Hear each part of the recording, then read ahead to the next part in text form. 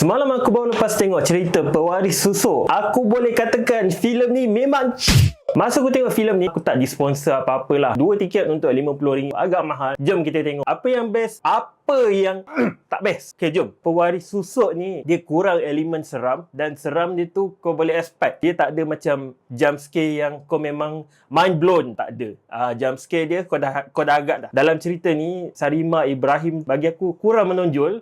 Dan yang menonjol adalah watak Alia ni. Watak Maya. Sepanjang cerita ni, aku rasa yang pegang cerita ni adalah watak Alia dengan watak Roshamno. Datuk Roshamno pula, dia punya style, gaya lakonan dia lebih ke arah drama petang-petang. Lebih kurang ada vibe-vibe tu sikit. Tapi dia punya lakonan tu, plot twist tu, dia mengingatkan aku dengan satu watak yang ramai orang kenal dia. Korang kena tengok. Kalau korang peminat cerita seram, cerita ni memang menjanjikan benda-benda yang seram. Vibe-vibe seram tu ada. Tapi yang paling tak bestnya adalah dia punya skrip lah. Ya Allah, skrip writing dia. Kita dah zaman 2026.